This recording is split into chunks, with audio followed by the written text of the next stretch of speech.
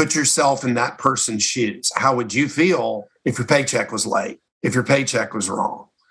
So that drives that whole ethos of if we all work together and we do everything that we're supposed to do, payday is a happy day. Welcome to the Payroll Podcast with your host, Nick Day. Find out what it takes to truly discover what it takes to elevate your career within payroll as we meet with the industry leaders who are shaping the industry for tomorrow. Hello and welcome back to the Payroll Podcast. My name is Nick Day, CEO at JGA Recruitment Group, specialist payroll recruiters. Now, whether you are listening to this for the first time or the 100th time, I want to take this opportunity to say thank you to everyone for listening to the show, for tuning into every episode. Please, of course, if you enjoy the show, share it with your payroll colleagues. And if you get a small opportunity, please review it on Apple Podcasts as well. Now, today I am joined by Dannie Gillespie, who is President of Global Managed Payroll at Safeguard Global. We're going to be talking about all things future, all things associated with the future of global payroll in particular. Now, for those not familiar, Dannie has more than 20 years of operational experience from working at pre-revenue startups to Fortune 100 global enterprises. However, in his current role at Safeguard Global, Dannie oversees client implementation, global service delivery, client relationship management, and partner management teams. Now, for those of you not familiar with Safeguard Global, well, they employ people across the globe to provide payroll solutions. In fact, they have one agile payroll solution in particular that helps companies to streamline payroll processes across currencies, languages, time zones, and customs in over 150 countries. In fact, they process over 2 million payslips per year. So we're in really good hands today when we're talking about global payroll, because Dannie is at the heartbeat of that business, which is helping businesses to gain global visibility to workforce expenditure. And they are trusted by some of the world's leading brands. So Dannie, who's joining me today from Austin in Texas, let me give you a huge welcome to the Payroll Podcast. How are you feeling today? Wonderful, Nick. Thank you for having me. Great to be here to visit with you on all these great topics. I'm super stoked to have you on board. I know you're a keen listener to the previous episodes, which we talked about off air as well. So really glad to have you on the show myself. Now I'm going to ask the first question I always do to all my guests, which is this. What does the word payroll mean to you? I love that question. So at Safeguard, we call payday happy day. So when I think of payroll, we think of happy day. And what that means to us technically is if we do what we're supposed to, and we provide a timely, accurate, complete, and compliant payroll, everybody's happy. The employee who's getting paid on time and accurately, the payroll professionals at our clients who make all that happen, and then everybody up the chain. So our entire focus is around making payday a happy day, and we build all of our payroll around that to ensure that we're able to do that with the great idea of yes, how, and making sure everybody gets paid on time. Love that. Love that. Now, we're recording this on audio only today, so I can't physically see you at the moment. But you know, when sometimes you can just sense there's a smile as you talk about the industry. I could sense a smile in your voice there. I know that people talk about body language can make a difference in how we sound and our tone. I can hear just when you talk about the word payroll there, that clearly there must be a smile coming across your face. What is it that makes you feel, so happy about the industry? So there's a lot of things, really. We're at this very unique time where technology is enabling excellent outcomes. We're able to shorten the payroll cycle, which helps the payroll teams at our clients. That gives them a few more days in the month to ensure that their data is up to date and accurate. We're also at this very unique intersection of what we call work in any way, where we're seeing a lot of mobility and a lot of people who are choosing to move to other locales. And we love playing a part in that. It's really the evolution of their lives. And we're able to ensure that they're paid compliantly anywhere in the globe. That just makes it a lot of fun. And that's, as I think I mentioned, one of our core values is fun. So even though we're deadly serious about payroll and make sure that it is always compliant, complete, on time, and accurate, we like to have a lot of fun while we're doing that. Yeah, I love that. Love that. Well, you mentioned there about paying people in different locales. People are now, certainly post-pandemic, which I think has fast-tracked the world of work several years in a short space of time. As companies expand their workforces, take people in different jurisdictions, different countries, what are some of the other trends that you're seeing in the global payroll labor market right now? So there's a few things. One, we're seeing multinationals having to deal with expansion into countries where they weren't necessarily planning to, primarily because they either have a mobile workforce who wants to return home, or as they're beginning to see more and more opportunities, they're going into markets they may not have looked at pre-pandemic. I think also you're seeing a lot of government regulation, particularly during COVID. I think we normally process globally about 40 to 50 payroll rule changes a month. That quintupled during the 2 or 3 months post-COVID lockdown. So essentially March, when the majority of the world said, okay, everybody go work from home, we're going to go figure this out. Between the furlough schemes, between government assistance, between loan programs, all of those ultimately impacted payroll. So as we're coming out of that now, a lot of the companies are beginning to look around and say, hey, wait a minute, what is my future of work going to be? Am I going to be back in the office? Am I going to be hybrid? Am I going to be fully remote? And then what are the rules that are going to apply based on that? So all of those things are really going full speed ahead right now, and we anticipate there will continue to be more and more regulatory changes as governments adjust to what companies are trying to do. I think it's really interesting. I think you've definitely hit the nail on the head in terms of that office change. Pre-pandemic, most payroll departments were office-based. It was very, very rare for a payroll employee to be based from a remote location or from a home office, so to speak. Now, we've seen huge changes here in the UK in the way that we do things, and we see that as a recruitment firm as we are. We're often now supporting requirements that involve remote or hybrid-based employees. But you must see that on a massive amplification of that as you see that across global, not just in the UK, but in Europe, in the US and beyond.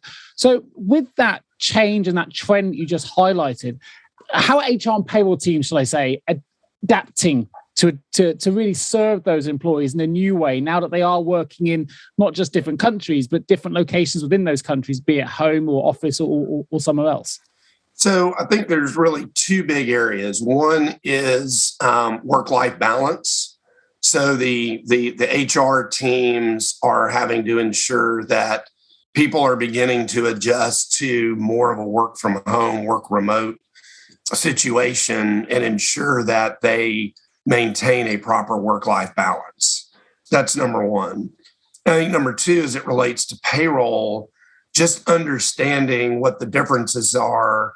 So, in the US, if you move from Texas to Colorado and choose to work from Colorado, what does that do to the taxation? Does that now cause nexus for the company?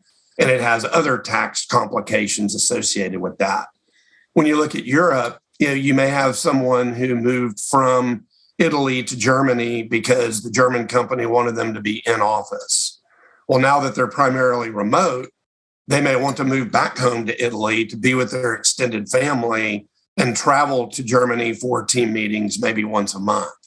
So we're seeing both the HR side and the payroll side as they try to fit best how to accommodate. One of my favorite stories out of the U.S. is we have a partner here, and we share an investor. So I've known the executives of that company for a while, and they are U.S. only, domestic, will never be outside the U.S. I got a phone call from one of them about 6 months ago, and it said, so when we were at some summit for our portfolio companies, you were talking about this whole work in any way, work from anywhere thing. I tuned out because I figured I'd never have to use that. Mm-hmm. But my head of implementation fell in love with a German and she wants to move to Germany. Can you help me? And that was like one of the most magical, fun moments to be able to say, of course we can. Let me hook you up with the guys who do all of that. Let's make sure that we can make make her employment compliant. And now 7 months later, she's living in Germany with her husband, still working for the company in the US. Love so that. those are the kind of things that when you really look at what the HR professionals and the payroll professionals are doing, it's helping to enable those wonderful outcomes for their employees. It's a great story, a great example. And we see this as a recruitment firm. We know that if for the companies that really want to build world-class teams, being able to adapt to the way people are paid and where they're based is a real way of getting ahead of the competition in terms of your talent strategy. So, and I know that you've done a lot of studies on this in relation to your work in any way, sort of program that you're launching at the moment. We're going to get into more detail a little bit later. But I think everything you've mentioned there is absolutely on point. The way that we work and working across borders is more accessible now than it's ever been. But are there any other trends that we should be looking out for, I guess, that kind of ties into this? Bringing it back to the global payroll world, what you'll begin to see are more hybrid models that unify all payroll spend, all worker spend really throughout the globe. So whether someone is a direct employee, whether they're an employer of record worker, whether they be a contingent worker even, it's one thing to get your direct paid people paid compliantly, completely on time and accurately, but then it's a whole other thing to be able to do the analysis of where are we spending? Where might we spend in the future? What's happening with our recruiting? Are we starting to recruit in a very tight market? Can we open up and look at other countries now that we have the flexibility to do so? So I think those are huge. And, especially, I know this is really directed at payroll, but it all weaves together, on the recruiting side of your business. There's a billion talented people out there that many companies have never met. Yeah. So now that whole world is open to them. No longer do you have to find the best person within 20 miles of Austin, Texas. I want to find the best person on the globe and bring them into the family. Yeah, absolutely right. Which I think that ties in nicely to the huge sort of headline news at the minute, which is around this idea of the Great Resignation, which isn't just in the UK. This is a global resignation issue that companies are going through at the minute. It's definitely something that's happening within the payroll space. I would say it's very much down to a psychological shift in the way that employees view their workplace and how they work, and they now have a little bit more power than probably they've had in the past, where they're saying, you know what, I don't want to return to the office, or I do, depending which way around you are, or I want a different work-life balance. And the pandemic's made me sort of sit back, reflect, and reestablish what it is I want to get from my employer. You must have seen that at a much greater scale at Safeguard Global, across different countries, across different companies that you're supporting, with the amounts of payrolls that you're processing on a regular basis. From what you've seen, Danny, how can employers adapt to the Great Resignation, and is this adaptation causing any complications for them? So, Nick, that's a great question, and it's a fun one and an interesting one, because our point of view is that it's not the Great Resignation, it's the Great Awakening, and it's on both sides. Both the workers and the employers are really beginning to see all these different ways that they can engage. Yeah. So, I think from an employer standpoint, making sure that you have the flexibility in your policies, in your work situations, and that you have those mechanisms that allow you to plug into the worker in the way that they would prefer. Whether they want to be a direct employee coming to an office 5 days a week, or they want to be a contingent worker working on very specific projects or milestones, building in that flexibility. It's not easy, but it's doable. And it's really taking each of those components and understanding what the engagement rules are, what the compliance rules are, and then the ability to have that data flow from source to local market back to source is really, really critical.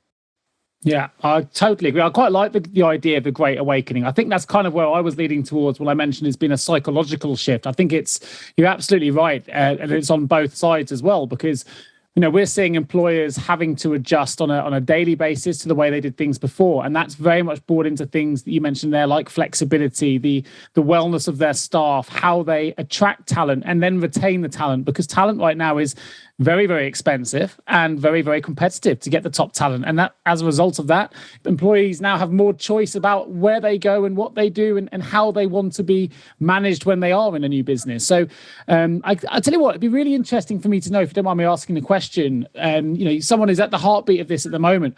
What have Safeguard Global done in relation to the Great Awakening or the Great Resignation, whatever you want to call it, to adapt to what I would call a very flexible new work environment? So I think, as the phrase goes, we need to eat our own dog food. I remember that from way back when. Yeah, nice. So we've done a couple of things. So one, we surveyed all of our guardians, as we call them, to determine what they wanted in a work environment. And the numbers came back with about 3% wanting to come back into an office full time. Vast majority, 82%, wanting a hybrid work environment, a little bit in office, but mainly remote. And then the remainder wanting a fully remote environment. So for us, and primarily with our EOR model that we deploy across the globe, we've managed to accommodate our folks in the way that they want. We brought new guardians in countries where we've never employed before. We've got guardians now in Kenya. We have them in Estonia.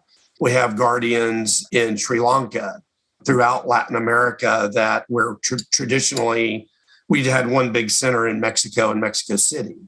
So it's been a great awakening for us, in the sense that pre-pandemic, we were a very nuclear culture around our offices. We're very social.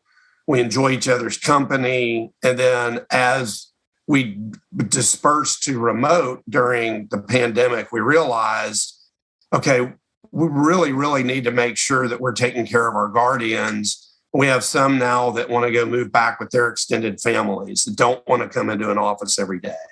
And we're able to. And that's been a real joy to see.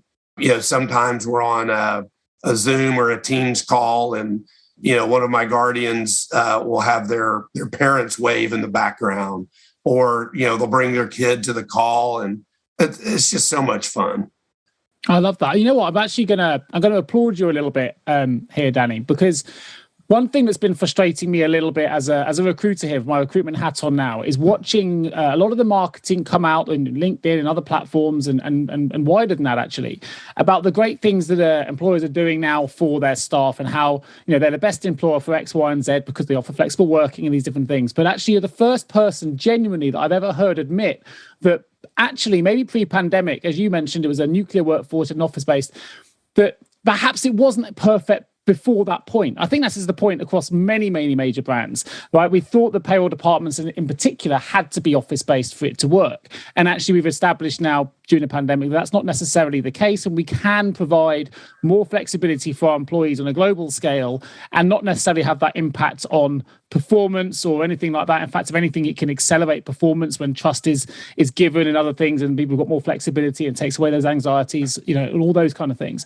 But I've never actually heard anyone say, you know what, we were nuclear before and that was great and it was working, but we've improved and we've actually acknowledged where we weren't doing things right and we've made them better. And now we've got an amazing workforce on the back of that. What we tend to see in the workplace at the minute is just loads and loads of marketing saying we're amazing without any actual acceptance that maybe it wasn't amazing before. And it's needed a pandemic to kind of give us that sea change, that mind shift change to improve the workforce environment for everyone, regardless of brand, of size, or location. So for me, it's a huge, I really applaud you for doing that. It wasn't necessarily something I was expecting, because usually the answer is always focused on what we're doing now without necessarily looking back at what we were doing before. Does that make sense? Mm-hmm. Yes, absolutely. That's something you'll find. I mentioned our core values. We're very transparent. And Bjorn Reynolds, who's our group CEO, I would love for you to talk to him one day. He's a great guy, complete gas of an interview. He's so much fun. But, a lot of what improvement is looking back and understanding how could we have made it better. Again, that's what I call it the Great Awakening, and it's on both sides. It's the worker and the employers who begin to look at what is it that we do together to make what we do great. And it's much easier to say we're results oriented, and we're in a business that is results oriented, right? We measure everything to the very fine, minute detail. So we're able to trust people and say, look, we trust that you're going to get this done, and we've got a way to ensure that it is being done. You've got a way to raise a flag and say, hey, I'm struggling, and we can all put our arms around you virtually. We don't have to just be in an office environment to do that. It really makes for happier guardians. The challenge is, as I mentioned earlier, is you've got to watch work-life balance, because though productivity may be up, we've really got to make sure that folks aren't just burning extra hours because they're at home and they can. We have to remind them, take time out of your day, go be with your family, go for a walk. Don't just be with your nose in your laptop all day. Have you ever asked yourself, how can I recruit payroll staff effectively? Please don't give up on your recruitment project just yet. Here at JGA Payroll Recruitment, we appreciate the difficulties associated with attracting, recruiting, and retaining top payroll talent. We also understand just how costly a poor payroll hire can be. JGA Recruitment are a niche payroll recruitment agency who will partner with you to resource payroll candidates who will improve both the accuracy and efficiency of your payroll department. Contact us today on 01727 800 377 or visit jgarecruitment.com to find out more. No, it sounds like you're absolutely on the pulse of this, Dannie, which is really, really encouraging for me as a recruiter to hear. So, I applaud you for sure. What do you think then the future of work looks like going forward, particularly from a global payroll perspective? We've talked a little bit about, where people are working now, how it's changed the way that we work, the Great Awakening, which if I may well use that again, but I'll always accredit it to you for bringing that to my attention. So thank you for that. But what does the future of work look like now from a global payroll perspective? Yeah, so from global payroll, I think what you'll see is a continued move toward native technology, eliminating things like RPA, eliminating things that are disjointed in between build to gross and gross to net, so that it's a much more unified experience for the payroll teams as they're working to get people paid. A lot of what we do is provide flexibility along with our expertise. So, if a prospect or a client is really super happy with a provider that they use today, and they've got a large population in that country, then we can connect them into our network. So I think you'll begin to see more and more things like that happening, where it's a much more consultative conversation rather than this is my box, you need to fit in my box. Yeah. Much more about, you want to go roll 30 countries into Safeguard. That's awesome. We want all 30. However, are you happy with these two? Let's keep you with those two and we'll plug them into our platform. You may have a fully integrated HCM for only half of your countries. Let's give you the tools so that you can create all of your localized data in one central place rather than relying on templates and spreadsheets and all of that fun stuff. So from a technology standpoint, it's just going to become better and easier for our client payroll teams to get their payroll done and get it done faster. Yeah, but we're seeing that as well. I've never seen more payroll transformations take place than I have right now at this moment in time. And whether that's a global transformation, whether it's a software transformation, even a reorg, I think it's been phenomenal just how many businesses are now embracing change within the world of payroll. Whether the role of payroll is, the profile has been increased as a result of the pandemic and businesses are realizing its importance a bit more, I don't know. But certainly transformation is top of the agenda for a number of different businesses at the minute. And it's been phenomenal just how many companies are embracing positive change change within the function. But what I would always say when we talk about payroll is, and I don't envy you for this, I'll be honest, Danny, is I would say that every single payroll department is unique, right? There isn't a one size fits all for any payroll operation, whether it's every employee payroll will have its different challenges, whether they're global compliance things to think about, whether it's the nature of the payroll you're processing, whatever it is, everyone is unique. So it must be really challenging for a company like yourself, Safeguard Global, to be able to understand all the different intricacies of every individual payroll to deliver an effective solution. And I guess where I'm going with this is, how does that impact on keeping payroll ahead of the curve? Because some payrolls are quite a bit behind the curve, I would say, and some are desperately trying to stay ahead of it. But because they're all so different, there must be some real limiting factors for some, and some which are really promoting change. But how are you seeing it, and how can we get the whole industry globally to try and stay on the trend that it is, which is really raising the profile across the globe? I think there's a few things. I think what we're seeing from the payroll professional side is their ability to aggregate and to harmonize and then present insights is becoming more and more important. They're always at the intersection of HR and finance. And, as you well know, and the folks listening, sometimes they're in the HR department, sometimes they're in finance department, sometimes they're standalone. But in all cases, the ability to get insights quickly and understand what trends they do see. Is there a higher attrition rate in one locale versus another? How does that data get married up with any other items that may be giving an indication of a larger trend? Are there more news stories related to employment in, say, Hungary? And so might you then expect some pressure in Budapest, or now really across Hungary, about your ability to recruit and engage folks? So I think that future look is where most folks are looking. And so the transformation really happens to enable both a better, smoother, tactical payroll process. So, getting it from, 7 to 10 days down to 3 is ideal. But then once you've done that, what can you do with all of that information to really understand, as your company grows, where might you grow next? So, a lot of blending of future talent searching with known salary information for yourself as a company, plus other industry insights. That's where folks are really looking at the future to understand expansion and growth. Sure. I think one thing that's come interesting and not necessarily expected when I started this interview today, but actually we've talked about recruitment quite a lot. We've talked about the Great Awakening or the Great Resignation, when we want to call it. You've talked then about the role that talent has to play in being able to run effective payroll processes and transformations if necessary. Well, interestingly, I guess something that we're seeing all the time is that talent is often in short supply. It's very, very competitive, particularly in the world of payroll. And as that profile increases, it becomes more valuable.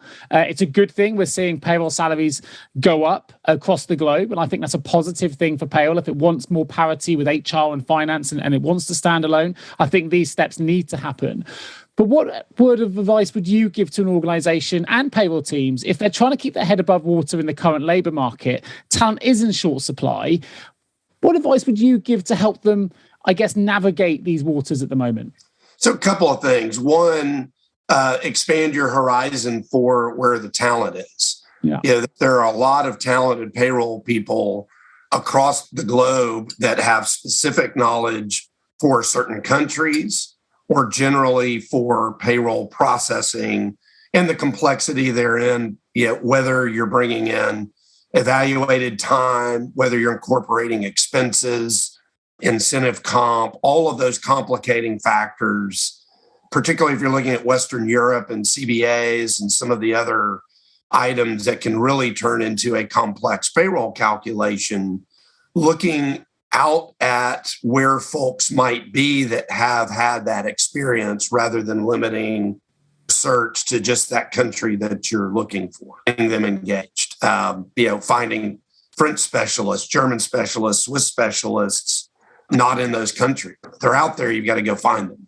Yeah. And I think for folks that are in the seat now, really understanding how to take the data that's coming in that so often can be just data because you get it just at the last minute because everybody's trying to compress the payroll cycle, and learn how to take that data and turn it into information.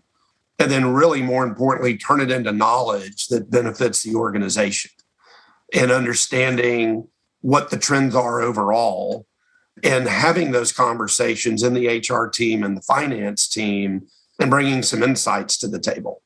Hey, did you realize that our average salary in Luxembourg has almost doubled in the last 5 years? Might we look at some other place for our next set of hires? Those aren't necessarily thoughts that are on the executives' minds that are expanding the business because they're looking at certain geographies to do commercial markets or to have a large operation maybe. So being in the middle of those conversations is valuable and it's really important. And I think that helps elevate that role into much more of an analysis and insight function. Yeah. I think you're absolutely right. I think the other thing to add to that is you can now employ people in remote locations, providing you've got the things which clearly you're offering at Safeguard Global and doing very well, which you've got to be able to trust your employees, got to have certain things in place to make sure that you can, they can reach out if they need support, but also that the work is being done and those kind of checks and controls are in place. But if you've got that running, it can work very effectively.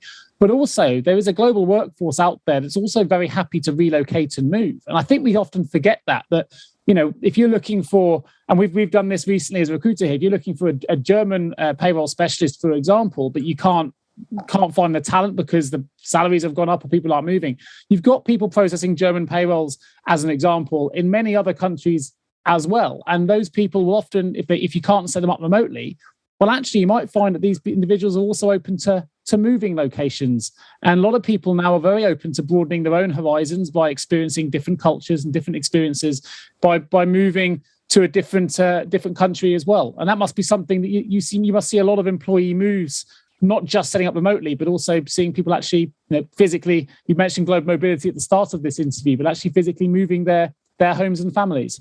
Yeah, absolutely. I think it comes back to that work in any way. So if someone is open to moving, absolutely, there's opportunities for them to move to another country, to another city. It's global. The multinational nature of what we do really indicates that you're open to all countries everywhere. One of my favorite things during the pandemic when I was fully remote, my daughter is a junior in high school, and she would overhear some of my calls occasionally. Like most 16-year-olds, I figured she's just completely ignoring me and wants nothing to do with me whatsoever. And about a month into it, we were having dinner, and she said, I think I've counted at least 20 different accents on the calls that you have. And it was kind of a fascinating moment for me to think about it with her and talk to her about it. It's like, yes, I'm speaking to someone in India, then I'm speaking to someone in Germany and someone in France, and I'm speaking to someone in Switzerland, speaking to someone in Moldova and Romania and Italy and on, down in Mexico and Brazil.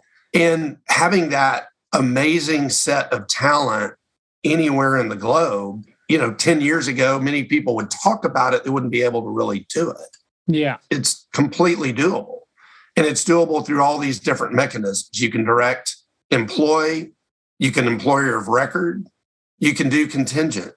And so you really can go to where the talent is. And then if the talent wants to come to you, that's great too.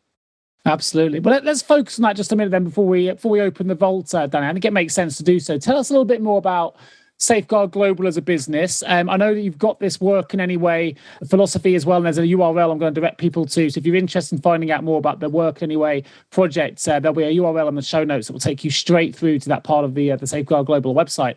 But just tell us a little bit more about Safeguard Global as a business and some of the solutions you do offer to clients. Sure, love doing that. So really the way that we look at the world in the work in any way is as companies are expanding, they really have one of two choices: to either form an entity and then grow in that country through the entity, or if they're entering a market, exploring, they can begin entity-less under the employer of record model. So we offer those solutions kind of at a large level. And all of this through our unified platform that we call Global Unity.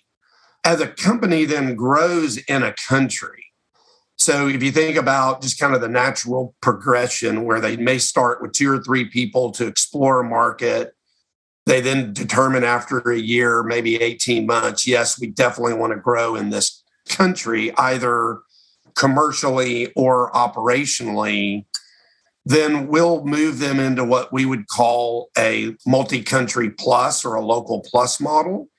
And that's where we bring HR support, accounting support, along with payroll to help them grow in that country. And so, most companies will work with us to do that when they're 20 people up until they're getting closer to 80 to 100, at which point they typically are going to want to bring their HR in-house or accounting in-house, but then keep payroll outsourced to us. And then obviously we've got our global model, our global managed payroll, which would be for more of a large company looking to transform. And that's where we would bring all of our suite of solutions, employer of record, local plus, multi-country plus, or global, to the table with them. So typically those are clients that are putting Workday in as their HCM, and they're beginning to centralize and harmonize all of their processes, all of their data, and they want a unified experience in which to do that. And so we offer that full stack from your first entry into a country to your 10,000th employee in that country. Amazing. Amazing. Well, it's a business that I obviously know well, working in this space as well. So can't recommend what you guys do enough. They're obviously, you're one of the leading lights in the world of global payroll. So if you want to find out more and you're listening to this, perhaps you just want to find out more about the business, you want to check out some amazing resources, or perhaps you want to get in touch with Dannie and any of the Safeguard Global team, do head over to safeguardglobal.com. And I will also include a URL link to the Work in Any Way part of their website as well, because it's a really fascinating read. Perhaps if you're not quite got your head around how this can work, then I would definitely recommend checking out that link as well. And that'll be in the show notes, along with Dannie's direct LinkedIn account as well. Now we're going to open the vault, Dannie, if we can. Entering the vault. Some short, sharp answers. So one piece of advice you would give to someone working in payroll right now.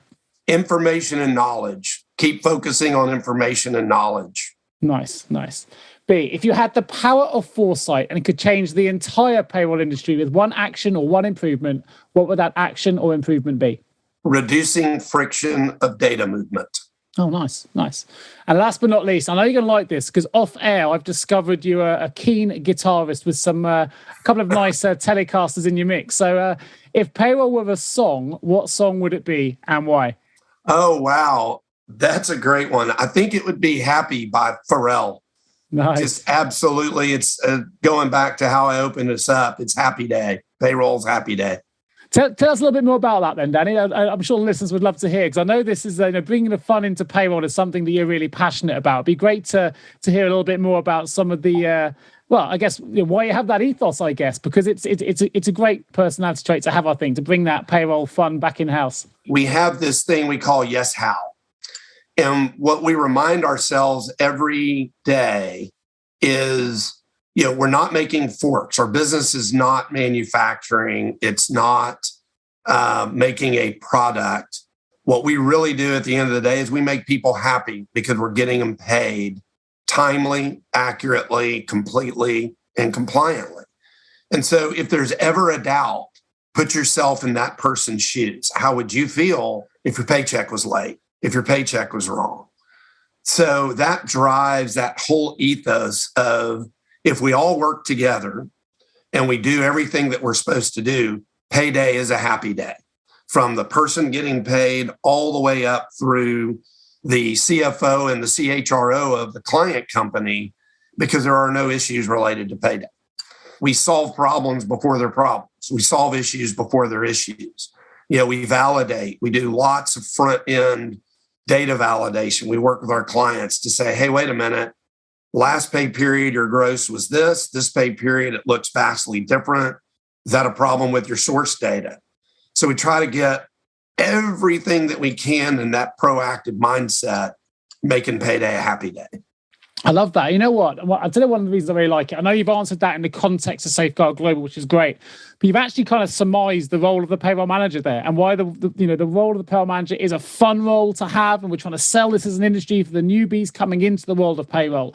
It is fun. It's incredibly important. And as you just mentioned, if you get all those things right, then you will absolutely have a paramount role to play in your business in keeping the employees happy, to keeping their well-being in check. Because if the pay is wrong, that's when anxieties start. That's when all the little knock-on effects can happen. But if you are a payroll manager responsible for keeping people paid accurately and on time, then you know what? That happiness in that business kind of starts with you. And I think that's a really, really great way to round off the show, Danny. It's been an absolute pleasure having you on the Payroll Podcast today. Thank you, Nick. It's great visiting with you. And maybe offline we can play some guitar.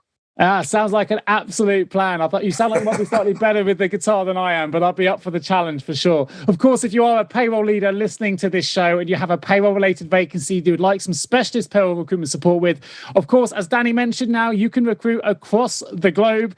We can recruit remote staff, we can recruit office-based staff anywhere across Europe. So please do get in touch with either myself or my team at www.jgarecruitment.com. Just leaves me to say a huge thank you to everyone for tuning into the show again today. Please remember to share it with your payroll colleagues, review it if you can. I look forward to bringing you the next episode real soon. Thank you, Danny. Thank you so much for tuning into the Payroll Podcast with Nick Day of JGA Recruitment. If you need help with a current payroll vacancy, then please get in touch with Nick and his team. All contact details can be found in the episode notes. In the meantime, to make sure you never miss a future episode, please subscribe to the show through any of your favorite podcast channels. Till next time.